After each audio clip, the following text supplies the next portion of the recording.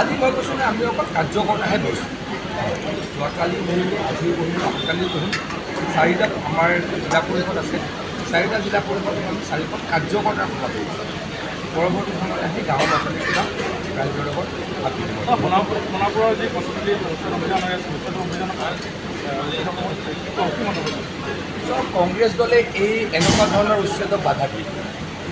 ভূমিপুত্ৰৰ বাসস্থান যি tribal belt and block, য'ত চিডিউল ট্ৰাইব মানুহৰ কাৰণে সংৰক্ষণ কৰা হয়, য'ত চিডিউল কাষ্ট মানুহখিনি প্ৰটেক্টেড ক্লাছ, য'ত কিছু কিছু জেগাত বাগানৰ মানুহখিনি প্ৰটেক্টেড ক্লাছ, য'ত কিছু কিছু জেগাত গুৰ্খাখিনি প্ৰটেক্টেড ক্লাছ, সেই তাতে কংগ্ৰেছ দলে এই সন্দেহযুক্ত মানুহক আনি বহুৱাব খোজে।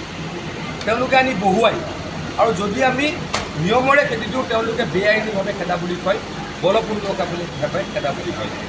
মানে তেওঁলোকে কি বিচাৰে, অসমৰ খিলঞ্জীয়া মানুহৰ মাটি, ভূমিপুত্ৰৰ মাটি তেওঁলোকে সন্দেহযুক্ত মানুহক দি দিব খোজে।